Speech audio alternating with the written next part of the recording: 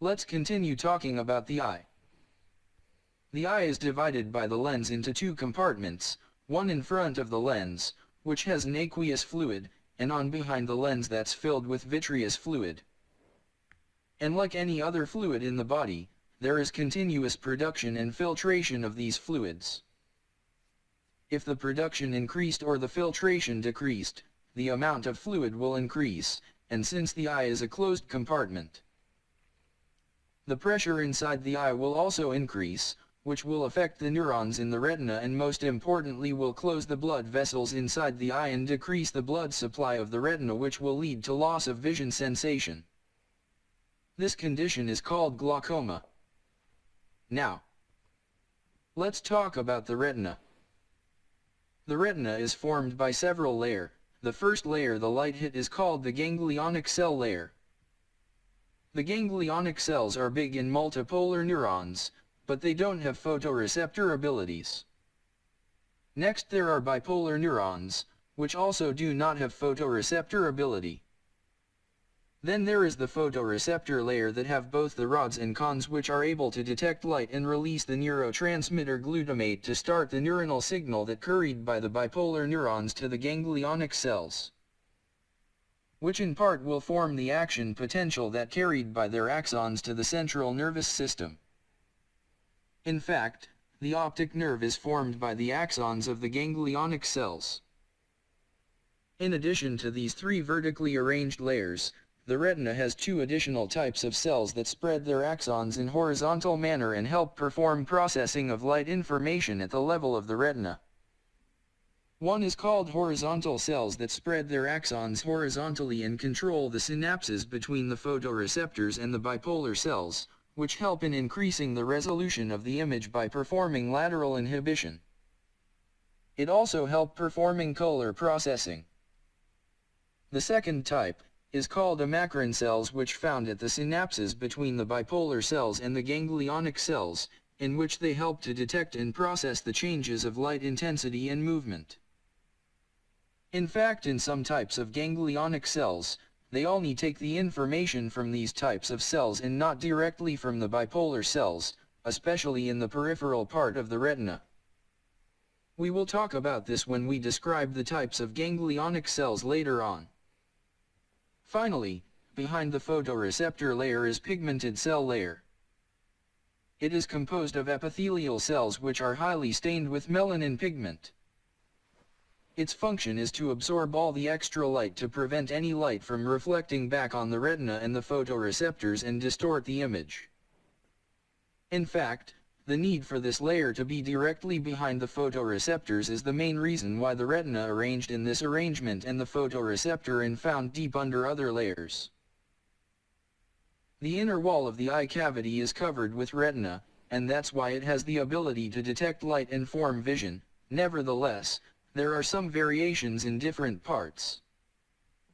For a start, there is the optic disc, which is the part of the eye that has the entry and exit of blood vessels and axons. Hence it's not covered by retina and one can see light that fall on that spot, hence its other name, which often called blind spot. Additionally, slightly lateral to the optic disc there is a specialized part of the retina called fovea centralis or macula lutea. This part is the one responsible for precise high acuity vision. It can be detected easily because it appears as a slight depression in the retina. For start, it has higher density of receptors compared to other parts of the retina, and the receptors are smaller and closer to each other to give good sensory resolution. Also, the other layers of the retina, like the ganglionic and bipolar cells, are shifted laterally to make the photoreceptors directly exposed to light and decrease the amount of light masked by these cells. Now, let's talk about photoreceptors. There are two types of photoreceptors, rods and cones. They have small differences in shape, for example cones are thicker and shorter. But they also have many main differences in terms of function. For a start, as you know from the biochemistry lecture, there is only one type of rods and it's sensitive for almost all visible wavelength of the light, and 3 types of cones which each is sensitive to specific wavelengths and form a specific activity curve. And the activation curves of the 3 cones overlaps at some wavelengths. This means that rods detect only one modality of vision and only allow us to see in grayscale, while cones detect 3 modalities, and due to the overlap of their activation curves with the help of processing taking place in the retina, they allow our brain to distinguish colors, and hence they are the main player for our color vision. The second difference between rods and cones is their localization in the retina. Fovea centralis has almost only cones, and in fact cones in this part of retina are very cylinder and very thin to help us get the high-resolution vision. And as we move peripherally, the percentage of cones decreases and the rods increases. The third difference is adaptation. Photoreceptors have unique adaptation power in that they have 2-direction adaptation. Like many other sensory receptors, if they exposed to a continuous big stimulus, they will adapt and decrease their receptor potential produced by that stimulus. While in addition, if they are not exposed to a stimulus, or even exposed to a small stimulus, they will increase their sensitivity and increase the receptor potential produced by them. This is due to continuous recycling of the photoreceptor molecules you learned in the biochemistry lecture. But the concentration of these molecules is lower in the cones and they have faster cycle compared to rods. Hence cones are less sensitive to light and have narrow adaptation power. That means they can't detect light if it's too dim, and they get bleached out quickly and can't see if light is too bright. On the other hand, although it takes longer time, rods have wider adaptation range and are more sensitive than cones. Hence, at lower light intensity they are still able to detect light and form vision. And that's why in dark places you can still see things but without colors, because only rods are functioning then. These differences are accounted for different manifestations of some disorders that affect the retina.